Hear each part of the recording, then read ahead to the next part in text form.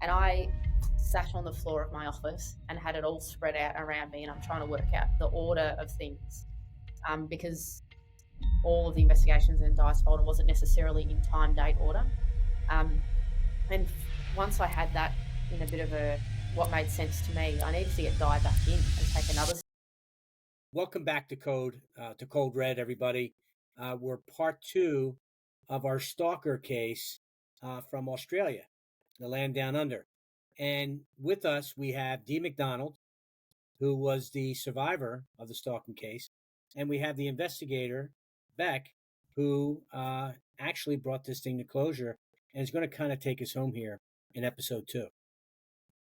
Beck, I have to ask you. Fitz is here too, by the way. Oh, yeah. Fitz, did I forget about you? You know what? Not do the that first all the time, Ray. I'm so sorry. Right? Sorry about that, Fitz. But anyways, Beck, before you were assigned this case with Dee, did you know anything about it? Had you heard about it? No. So it was just, you just got it cold and you walked in. And did anybody share information? Did they have a file on this? Or did you just start from ground zero? All of that. All of it. All of that and more, right? I remember vividly, actually, the day I met Di.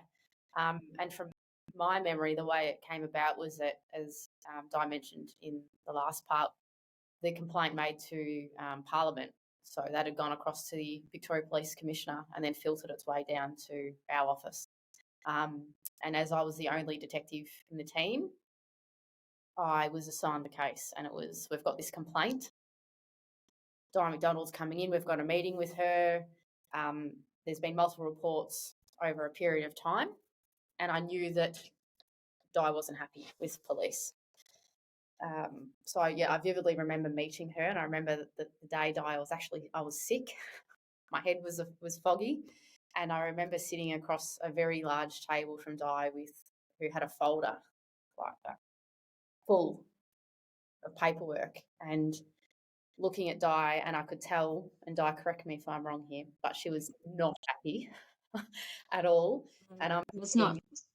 Yeah, how am I going to build rapport here? Because this case is going to go on for a while. You know, stalking's not normally something that's quick. I need to build a relationship with her, but she's furious with police. So I was up against it from the get-go. And I'm not actually sure, Di, I can't remember how the rapport actually started or when that changed between you and I, but I recall saying to Di, what's in that folder?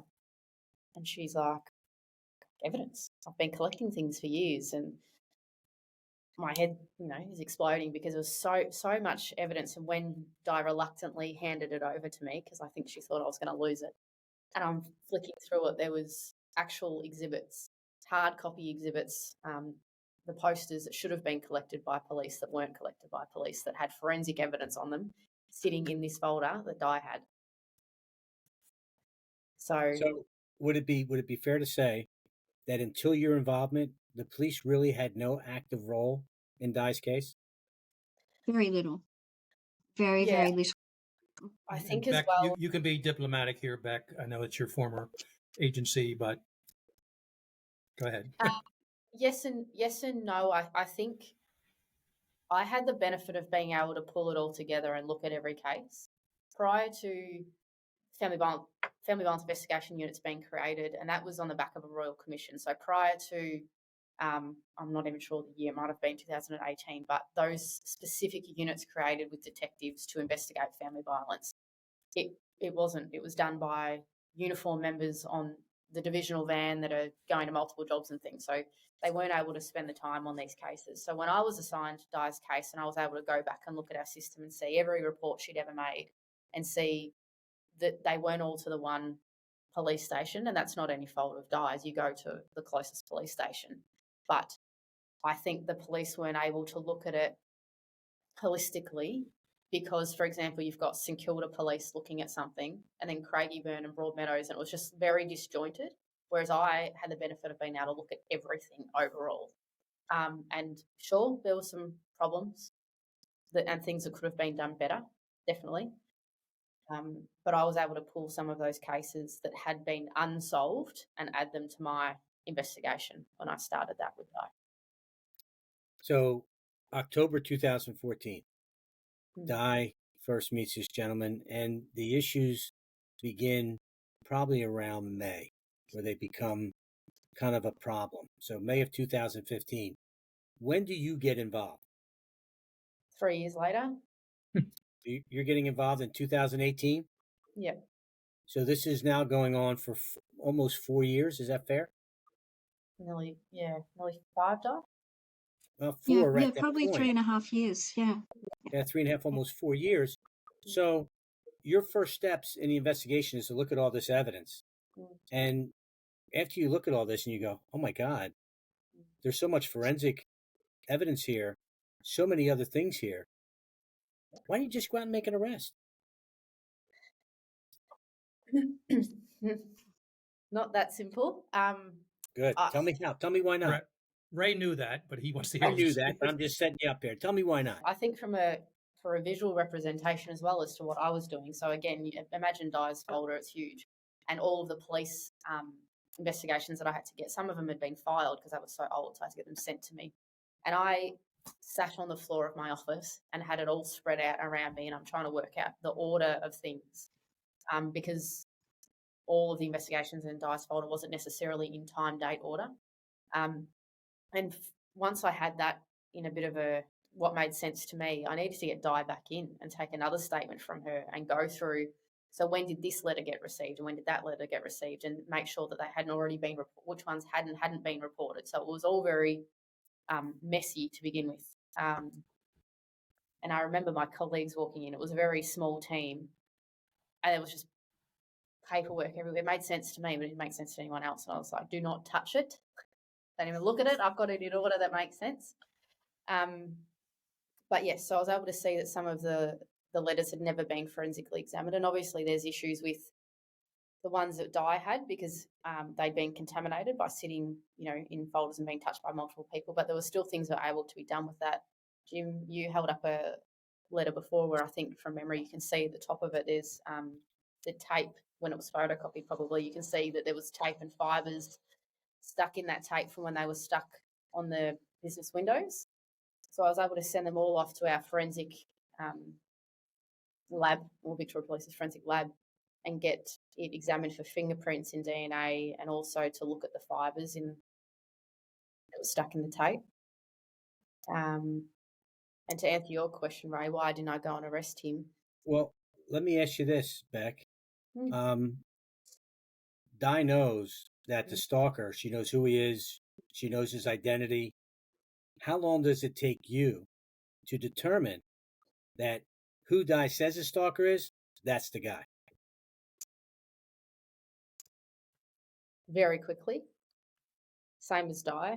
Obviously not an expert in linguistic analysis, but you look at the way the letters are written, the tabbing, as Di said, but also there was some that had used the same terminology.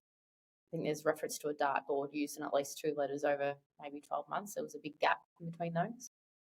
I knew it was him. But as you know, in law enforcement, assume nothing. You've got to prove it first. Everyone's, here, innocent until proven guilty. So I needed to get all my ducks in a row. Unfortunately, our forensic analysis can sometimes take a long time in Australia, especially they categorise, a murder is going to take priority. So things were going to take a long time, unfortunately. You're developing along the way here, so our audience knows. You want to arrest this individual, but you need to develop probable cause. Yes. And you're putting this together. You're doing some forensic testing. You're doing some interviews. You're doing a lot of different things to develop this probable cause. What does it take for you to get to the point where you develop enough probable cause that you can at least, maybe not arrest the person at this point, but at least take a look behind the scenes of this individual, like in his vehicle or in his house? How long does it take, and what's the defining moment with that gets you over the hump? From my memory, I think it was around this Christmas time, 2018, was when Jim got involved, I think. But prior to that, as I said, we knew it was him, and I was really worried that the forensic analysis wasn't going to help me because, as I mentioned, there was fibres in the sticky tape, which led me to believe the person was wearing gloves. So if there's no fingerprints and there's no DNA, how am I going to prove this? And so the way I got Jim involved, and I'm not sure if the detective wants me to mention her name, but I reached out to Victoria Police's criminal profiler who knows Jim personally. And the purpose of that conversation was, I need help with an interview plan.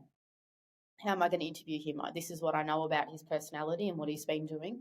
And in my mind, I needed him to make admissions because otherwise I wasn't going to be able to charge him. I wasn't confident at all that we would be able to charge him. And she came out, she looked at everything that I had, and she said, have you thought about linguistic analysis? Which I didn't know about because it's not something that's done here that I know of. And she mentioned the Unabomb case and Netflix, and sorry, Jim, I hadn't heard of it. That's all right. That's all right. We need to be able to get his head through the door on the way out of here. You know what I mean? But what I want to say to you is that these conversations about forensic linguistics and talking to Jim and getting his assistance in this, which, by the way, was instrumental in bringing closure to this. But did you do that prior to going into his home?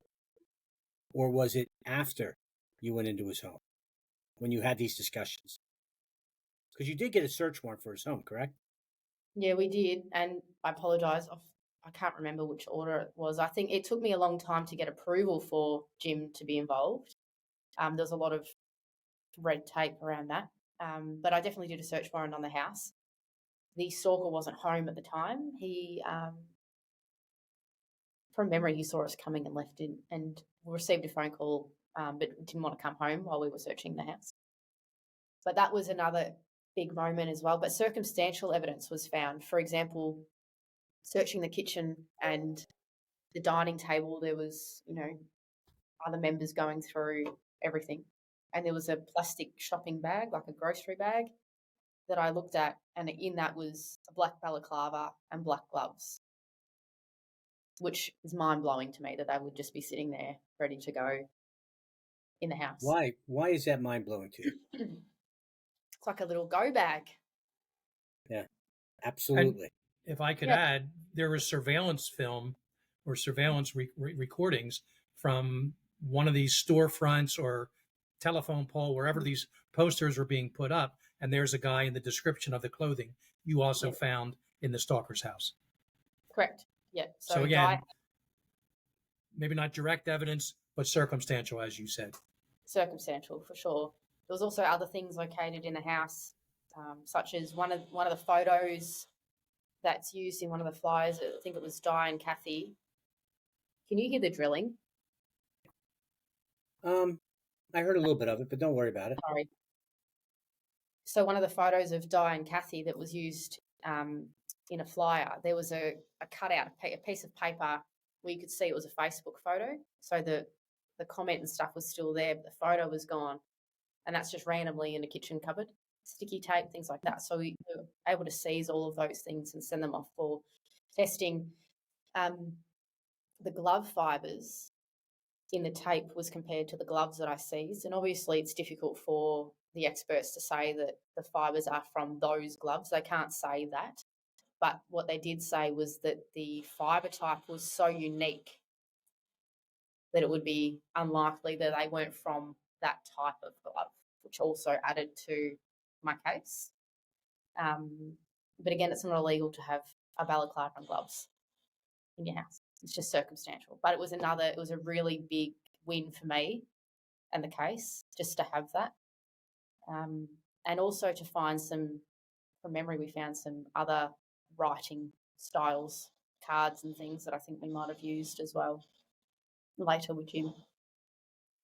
Beck, investigatively, did you feel comfortable telling Di about the results of the search, or is that something you wanted to keep close to the vest for the investigation? How did you handle that part, knowing you have Di as, she's not a survivor yet at that point, she's still going through this, but basically she is the target of this stalker. So were you relating some of this information to her at this point?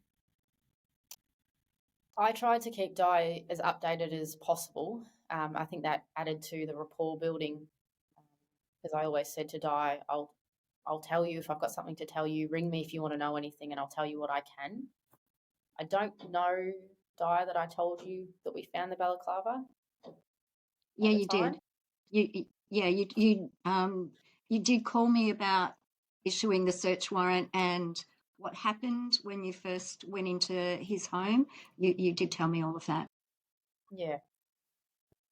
And I think for me, it really depends on who your victim is as to how much you tell them. But Sure, and absolutely. as I said at the very start, building a relationship with Di was also paramount, because it was going to be a tough investigation to begin with. So I needed to have a good relationship with her as much as I could.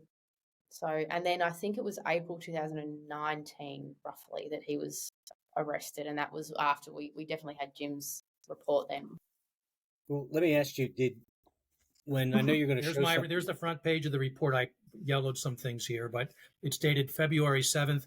And I think it was right around the Christmas holidays of 18, Beck, that you first reached out for me. It was a cold email. I'd done some work with Victoria PD before, about a year before, in another case involving threatening or harassing letters. And just coincidentally, here is another detective from the same PD in Australia contacting me. And I had a good working relationship in the past, and we worked out the details, and I got to work, and luckily this stalker had sent Dee, and she described some of them, some letters he wrote.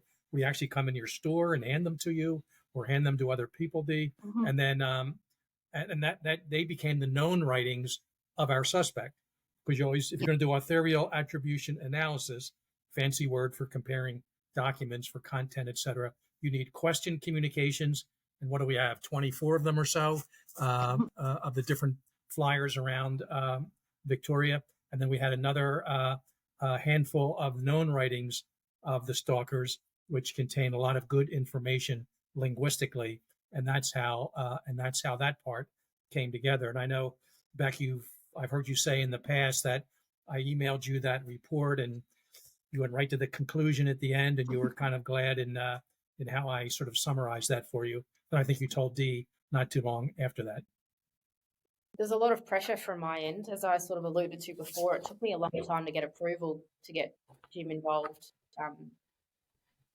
If you can imagine trying to create a report for something that isn't done, there's no case law in Victoria. So I'm asking for something that we don't even know if it's going to work, whether the court will accept it. Obviously, I knew about the other detective that Jim's referring to, but that wasn't resolved either at court. So there was a lot of pressure on me, not just from the investigative point of view and trying to get an outcome for Di, but to make sure that it was actually going to work.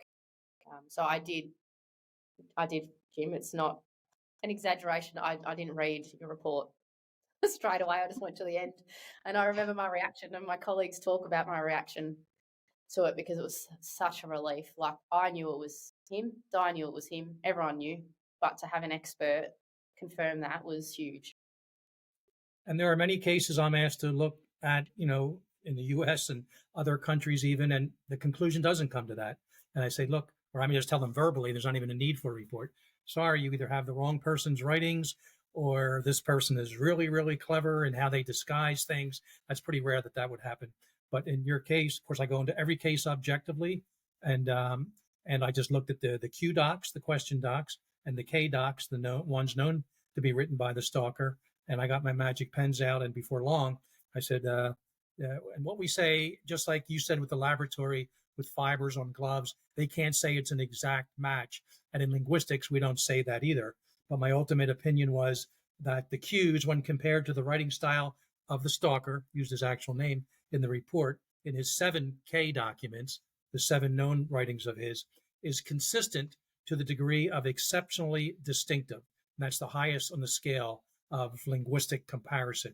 So we don't always say that guy wrote them while we're testifying in court or whatever, but we would say they are consistent, and really that's in the 90 percentile. We don't use those numbers when testifying, but for the layman purposes, just to describe that, if you're looking at language and they it compares that readily with all the different features we had there. You mentioned indenting. There are some other factors this guy used that were really giveaways in terms of how this all came together. So I was glad, again, a lot of work done in Victoria on this case. I had one little slice of it, and I was glad to help out the best I could.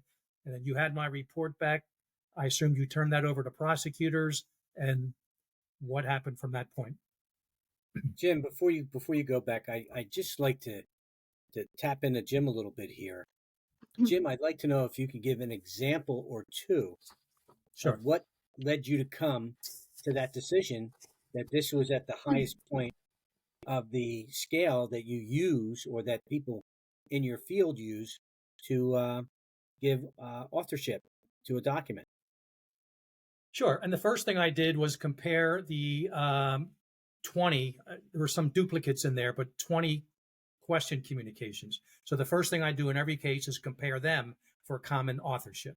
Because it's conceivable 2 or 3 people could have been stalking D. It wasn't the case. It was one. And that was my first opinion in my report. And then after that, it was, it came to some very specific factors in that, and I think Beck mentioned this earlier about the indenting. And there were 71 separate paragraphs in the Q docs. 53 of those paragraphs were indented, making it 74.6%. Gets a little wonky here, but these numbers are actually valuable when it comes to comparing these. Now looking at the K docs, the ones the stalker wrote for D, there are 102 paragraphs I counted. 86 of them are indented, which came down to 84.3%. So we have within about 9 percentage points there of the number of paragraphs indented. From a linguistic, stylistic perspective, that's important. Another factor, many of these sentences of both the Q docs and the K docs, many of the paragraphs were just one sentence. So again, some quick numbers here, 71 paragraphs in the Q docs, 70 of them contain only one sentence. So that's a 98.5%. And with the K docs, 102 paragraphs, 88 of them are one sentence, 86.2%. So both they're not consistent 100% one way or the other, but it actually strengthens the case just as much when you have an inconsistency, yet the percentage of those two things are very much fall in line percentage-wise. There were some spelling issues. This guy liked using uppercase lettering for just common nouns. And there's a few cases of those in the Q docs. And then we have that a lot in the K docs. Now, in German language, they use uppercase for common nouns, for certain common nouns. But that's not in English or Australian English. This guy had a individual habit of just uppercase lettering on certain words like hospital, police, birthday, charges, and not the same words in the Q docs, but just unusual common nouns or occasionally verbs in which they were, in fact, at the same time, used the same way. This guy liked using all uppercase lettering for the word no for emphasis purposes. So capital N, capital O, a number of times in the Q docs, capital N, capital O, a number of times in the Q docs, in the K docs, sorry. So mix up on apostrophes and pluralization and possessives and entirely emboldened sentences. So all of these added together, one or two of those features may not have meant as much, but since, this is the only person that had inside information on Di McDonald, and we have those in some of these flyers, lo and behold, we're finding these Q docs and the K docs line up so well from a stylistic and orthographical spelling perspective that this just built this case for me. And the way I phrased it, consistent to the degree of exceptionally distinctive, there was really virtually no other way that it was a different author than our stalker. I have to say, and I throw this out to you, Beck, a lot of initiative, innovation on your part. You're doing something that nobody else has ever done. There's no case law. There's no precedent. And yet you go and you do something, and that's what brings your case home. I mean, I think that is amazing. And I wish there were more law enforcement officers like yourself that had that mindset. That's what it takes to be able to get things done. But here, you eventually arrest this guy in April, which is fantastic. And it must have been a great feeling, not only for you, but for Di as well. Did you get a chance to interview him, or did he clam up right away?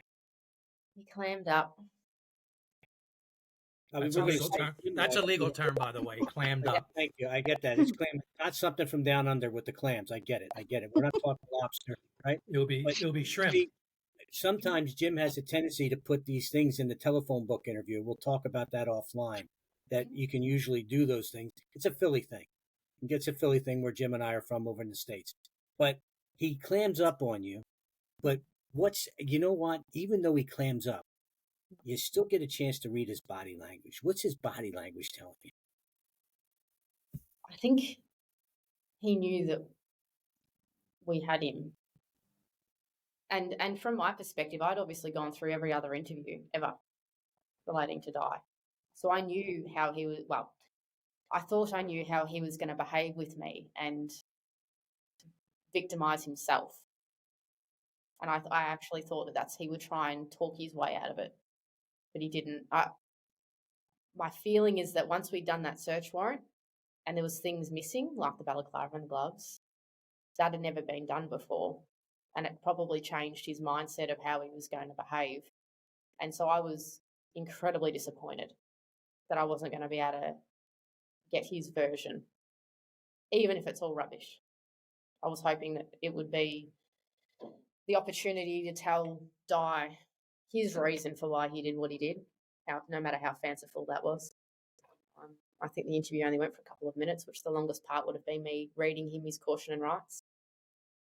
You know, there's times sometimes, Beck, that, and Jim and I have both been involved in this, that once a case is over, sometimes we'll go back to the offender and see if they have an interest in speaking to us, just to help us out when we look at other cases like this. Did you attempt to do something like that? No, we didn't. I know Di's not the only victim or survivor, unfortunately. How do you know that? I spoke to them. You spoke to the victims, other survivors, I should say. Yep. At least, well, at that point, it was 3 decades worth of survivors. Wow. And for your context here, we don't cold call victims. Do not do that. Because obviously it can be fraught with danger and re-traumatizing people and things like that. But I already knew of at least one through Di, as in I'd met her, and I'd been given a couple of names as well. So I did cold call them and was very gentle around how I approached that. Unfortunately, none of them wanted to talk to me in terms of a formal statement. However, they did tell me behaviour and things that had happened, but didn't want to sign up, which I understood. But also, I guess, fueled the fire for me that I needed to resolve this case because it had just been going on for so long. It's clear this guy, he's a serial stalker. But the one thing we didn't cover yet, we're going to wind up here, and I want to hear a little bit more about what Di is doing now with the Australian legislature and other folks there. But Di, at some point, you got a phone call or a knock at the door from Beck on the day he was arrested. Do you remember did you have any idea that was coming? How did that all play out for you from your perspective, Di? Yeah, Beck did call me. I did know that they were going to arrest him and charge him. It did take a bit of time, and there were 28 charges laid against him, which was really, really good for me. How it eventuated in court changed dramatically. The 28, he, at the last minute, as you know, Jim, entered a plea rather than going to a 2-day committal hearing and then a possible trial. He decided to plead guilty to 1 count of stalking. And then we had to counter plea, which the prosecutor we had at the time there, I wasn't too happy with, and Beck was there when I let my feelings known that I wasn't happy with the counter plea. I wanted to reject the original plea that the stalker had offered, and I definitely didn't want to put through our counter plea because I wanted a standalone charge of recklessly causing serious injury, which is to me and my mental health. That wasn't recognised as far as I'm concerned as a standalone. I wanted people to know the damage he's done to me. You can't see it, but yes, it's mental damage, but from that, I also have a lot of physical damage, being so stressed all the time. And I don't feel I got that across. But the way I got around it was when we did eventually go to court and I submitted my victim impact statement, I put everything in there. I didn't follow the guidelines that they give us when you write a victim impact statement. So I wrote pages and pages, and I put in photos that my teeth were snapping, my hair had turned white, I had gotten shingles, and the worst part was my hip was the point where the stress would immediately go. It was incredibly painful, would stop me in my tracks, and last year I actually had hip replacement because of it. So I was 58 years old getting hip replacement due to stress. So that was my way of telling the magistrate, this is the physical ramifications of the stress I've been under for the last 5 years. It's now 2020 that we're in court. And another thing that I didn't realise with my victim impact statement, with full disclosure, the perpetrator and his legal team receive a copy of your victim impact statement. What I didn't know was they can actually censor it. So I had all these highlighted paragraphs of my statement that I was not allowed to read out in court. So people might be wondering what was actually redacted there. It was all to do with Kathy Meaney and her death. I put in absolutely everything and how that affected me personally, but I wasn't allowed to speak about that in court. But I did speak for about 20 minutes, and when I had to skip over lines and paragraphs, I'd look up at the magistrate and he'd be looking at me and looking down. He had an original copy, so he was able to see the things that were redacted, and he got lost because I had to keep skipping. That's unbelievable. That is unbelievable and unacceptable in my eyes. Well, same. They don't do that. They don't do that in America. I think that's wrong. I mean, it's a victim impact statement, not an offender impact statement. Well, exactly. I should be allowed to speak about how his offending has affected me and my family and my friends. Sure. No, it was only about Kathy that was redacted. I'm sorry that happened to you, Di. I really am. That's so wrong. I was angry, really, really angry. Rightfully so. Rightfully so. Yeah. Rightfully so. So, Beck, how much time does this guy get? Not long. Not long. Not long enough? Not long enough? Not long enough, no. So the term of imprisonment for stalking maximum here is 10 years, and he got 8 months. 8 months out of 10 years. And that was even cut short for COVID, right? Yep. Yes. He was on remand, and during this time, and because of COVID, prisoners were given, it was taken into account that they were locked down in their cells. So some of those days were removed. Yeah. 8 months is not long, obviously. I'm still glad that he got imprisonment because there was a chance he might not have. So, and also going backwards a little bit, when he did plead guilty, that was disappointing for me because obviously you run the risk of you go to trial and you could lose. So you're going to take the wins where you can. But from an investigator point of view, I wanted Jim's evidence to be tested and potentially create case law here so other people could use that if they ever came across something similar.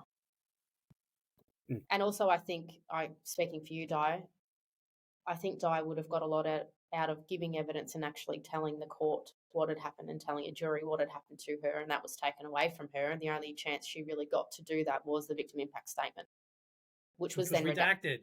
Yes. Yeah. Unbelievable. Yes. Yeah. That would have had a lot more impact. I was on standby to testify in the trial, but I think about a day and a half before, someone emailed me. Back, it may have been you, maybe a prosecutor. They said, "Oh, he's pleading guilty." That's all I heard. Oh, okay, well, that's good news.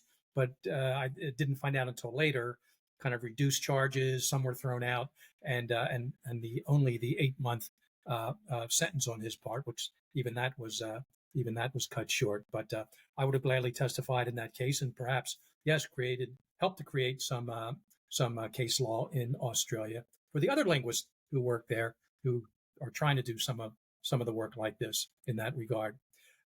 Let's wrap things up, but Dee, tell us a little bit about what you're doing. I know I'm saying Dee and Di. Yeah. I do the same thing. I answer to both because people call me both, so it's all good. But I'm doing it in the same interview, and whatever. I have a niece with the exact same name as you, and a little bit confusing there. But tell us now, you could have easily, again, I don't want to use the word victim, but you could have just been a victim and went away and forgot about this. You are a survivor, and you took the mantle on this, and you said, no, I'm going to do something for future stalking survivors. And you talk to people, you talk to politicians, you talk to other people with influence. Give us kind of a summary of where that went and perhaps where you are now. I know you're in a report. You mentioned 25 times or so in a federal Australian report, and I want to hear a little bit about that. There was the Victorian Law Reform Commission looked into stalking laws and how inadequate they are and what they can do to improve things. So I submitted a nearly 9,000 word submission for that.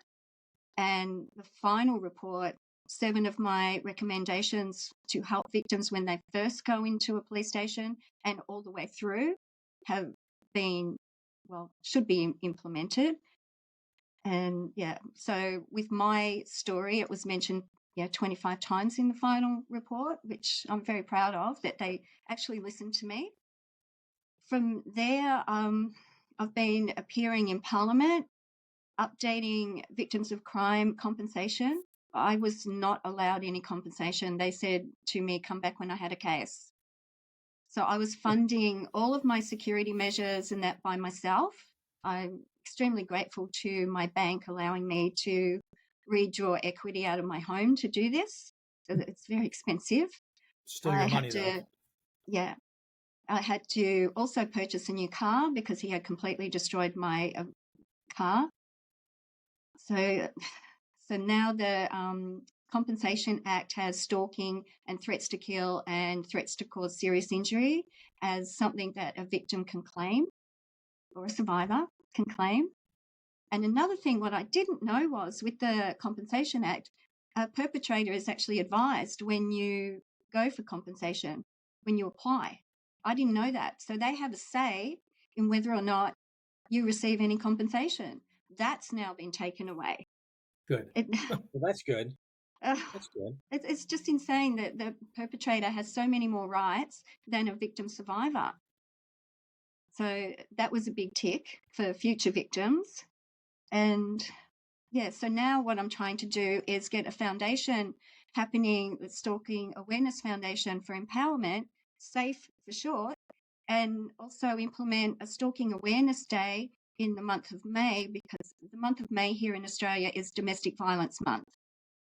So I think it's fitting that we have a day in that month just solely for stalking and how people can recognise it, what they can do to protect themselves, where they can go for help, and so on.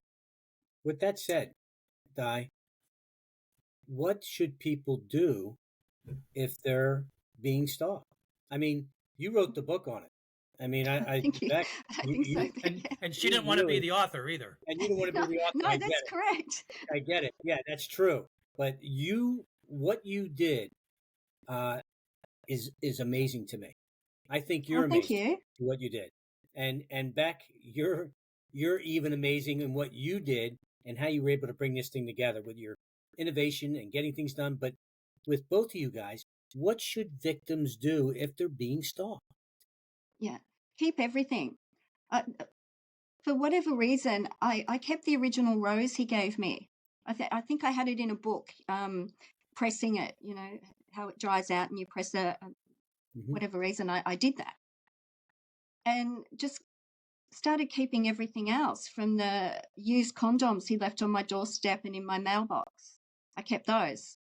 I have no idea why I did this, but I did. And I also wrote journals every time something happened. So each year I would buy a new journal and just write everything that was happening.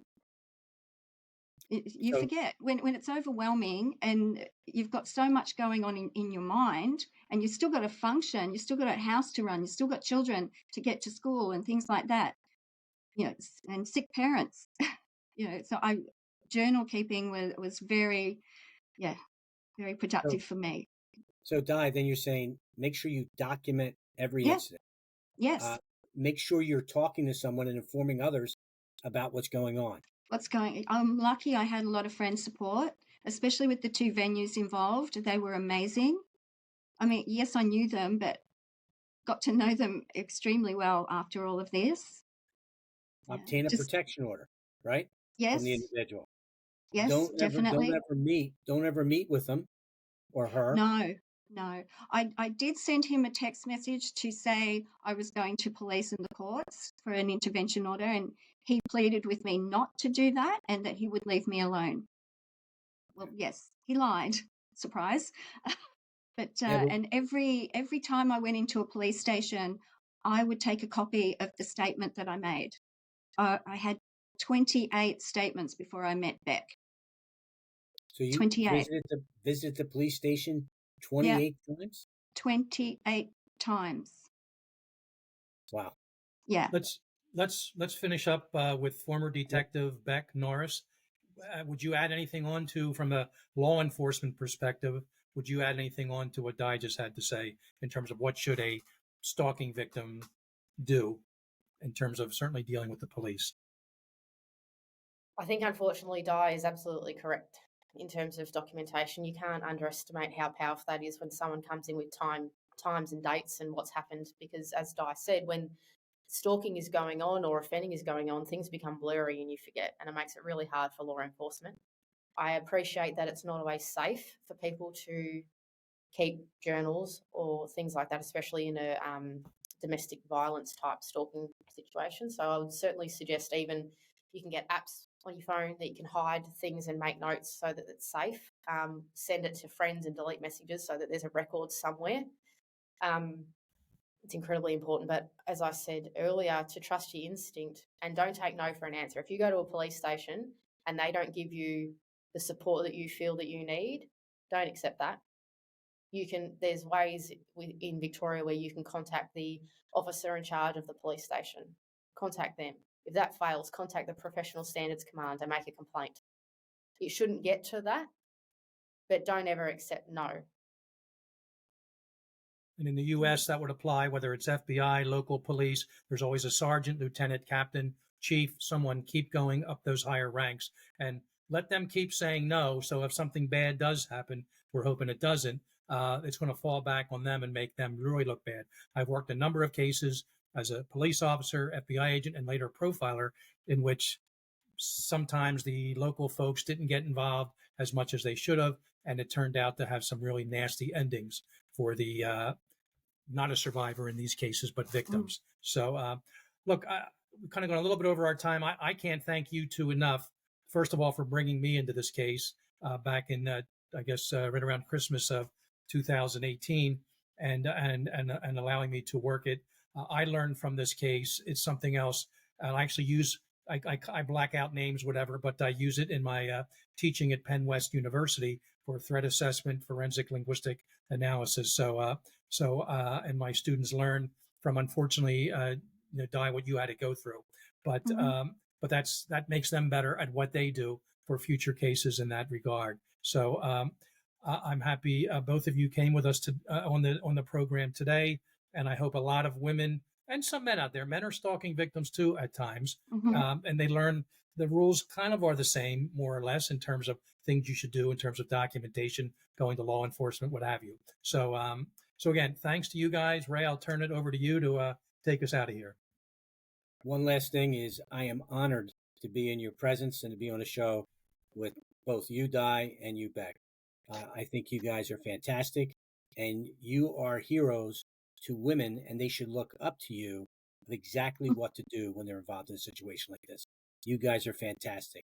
Thank you for being here with us tonight. With that, everybody, Fitz and Ray are signing off. Make sure you subscribe to Code Red for updates and details about this season's programming. Take care, everyone. Bye. And we're out.